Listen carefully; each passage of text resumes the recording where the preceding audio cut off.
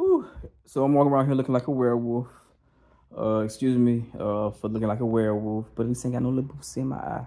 But I wanted to say something really quick about things that have been brewing in my spirit, right? And this one is about boundaries, which is hard for most of us. But I have been working in this beautiful state of allowance, right?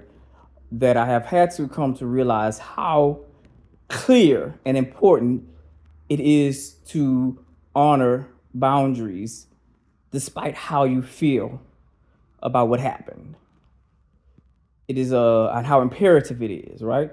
So if you think of boundaries, I always tell people that you can't hurt yourself. That I always tell people that boundaries are the key to creation. Consent. You can't hurt nobody. Nobody can hurt you. But the ultimate understanding of that is that you can't hurt yourself, right?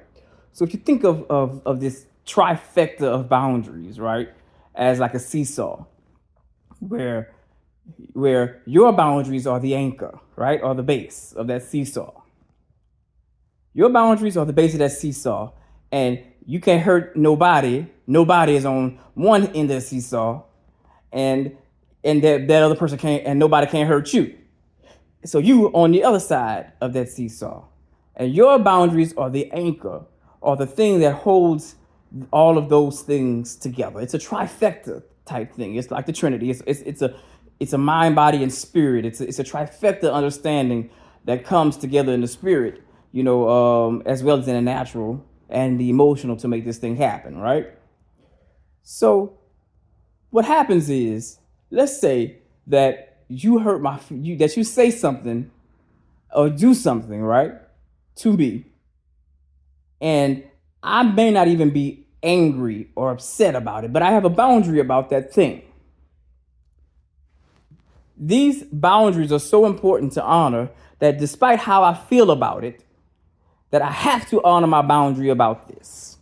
So I may not be upset with you, but if my boundary is that if this thing happens, that we will not be able to communicate because I don't want that kind of energy in my space. That means that I have to, at that moment, despite how I feel, I could be in love with you. You could have been, we could have had the most amazing sex. We could have the most amazing friendship. But the boundary has to stick.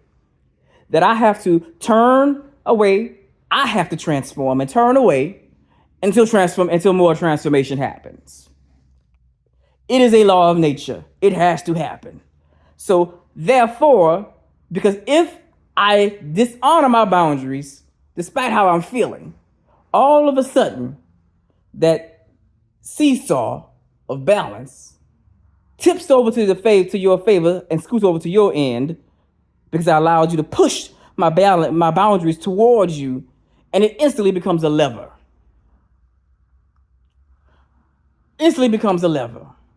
So where then you sit down and boom, I'm suspended in air and in limbo.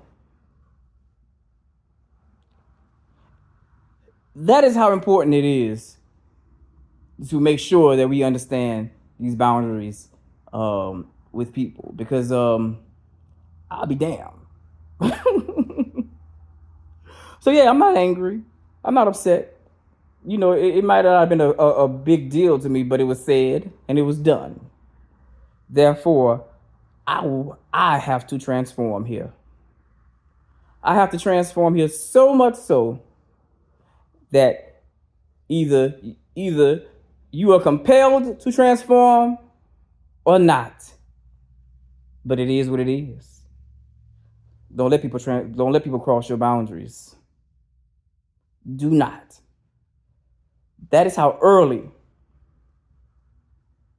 That is how early important it is for you, and how early you should be able to notice when somebody crosses your boundaries. That even if you don't feel nothing in the moment, and it's usually if you don't feel nothing in the moment, it's because you have allowed that boundary to be crossed so much that it doesn't create an emotional response. But just because something does not create an emotional response does not mean that the boundary needs to be honored. You transform and let the cards fall where they may. I like to add a little petty in my transformation because I know that it may take a little longer for the energy, but I get to be a little petty in the interim. You know what I'm saying? But I let God deal with me in that. All right, man. Y'all be wonderful.